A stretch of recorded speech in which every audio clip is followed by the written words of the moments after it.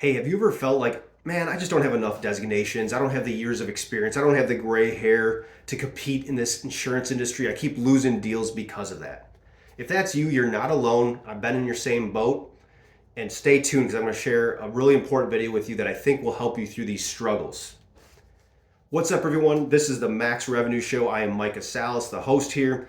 Looking forward to this content that I want to share with you today, and that is just called Owning Who You Are and Where You're At. This is more of a mental video that I think you'll find extremely helpful because I've been in your shoes. I'm about to be 38 now, but there was times when I got in this game when I was 26, 27, didn't know anything, had a baby face, and was competing against guys twice my age with twice the experience.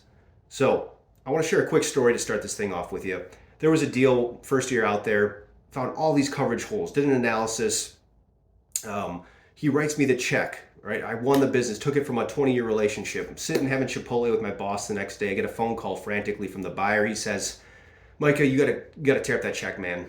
We can't go with you. The agent came back and, it's just, we can't change. I said, hold on, man. Can I come back out there, Larry, and just talk with you? He says, yeah. So I drive 35, 40 minutes out to his office. I said, man, I'm not tearing up this check. What did he say? I had to talk him through all these deals. And he says, you know what? He threw his card on the table, compared it to yours. You had no designations. He had, 5 different designations, and basically, tried kind of bullying me into staying with him. And anyways, positive ending here, folks.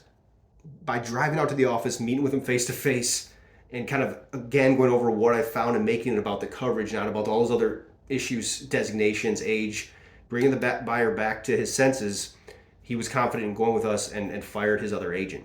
So it doesn't always work out that way, but I think that story was a critical lesson for me to let me know that, hey, you got to own where you're at, right?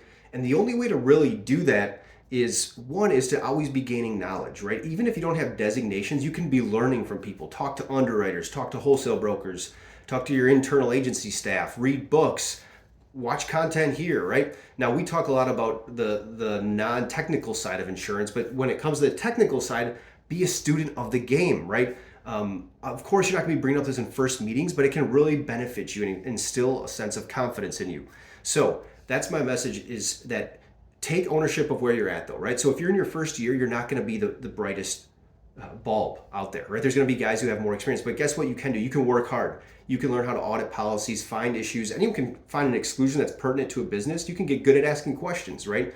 And find issues where an agent got lazy, got complacent, and point that out. So if you're younger, here's how I would sell myself. I would take ownership and say, yeah, I'm young, but guess what?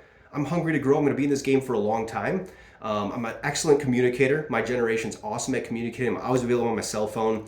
I'm probably an over communicator, but I'm also trying to build my business, so I have no client base. So that means if you come on board as a client with me, I'm going to work extra hard to make sure you're taken care of. And guess what? There's going to be things I don't know, but I have a team around me that is super knowledgeable and will help make sure that you're in the best spot possible. So that's the kind of mindset you guys got to have, take ownership of where you're at. Just own it. Just lead with it. Don't be kind of pussyfooting around. Just be like, hey, yes, I know I'm young. I got a baby face. Even address it with the client as you're meeting with them. A lot of times I would say, I'd be like, hey, I know I look like I'm 25, but I know what I'm doing. I've been out here, spent time reading on this stuff. I read policies, I work hard, whatever it is, but take ownership. And on the flip side, if let's say you're in your 60s, and you're near the tail end, you could say, and maybe clients are starting to wonder, is this guy gonna be around? Again, take ownership of that. Be like, hey, my exit plan, sir. Like, I'm gonna be out of this thing in 10 years, but I'm going to work hard for you. We're going to transition you properly. Here's what I still have that other people don't have. I got a ton of knowledge. I got relationships that are unbreakable, unparalleled, and just take ownership. So wherever you're at, think through what the competition would say about you as a weakness, and just own it up front with the competition. But think a way to spin that into a positive, right? Again, hey, you're young, you don't have experience, but guess what? As a positive, I have all the time in the world to take care of you as a client, and we can grow together.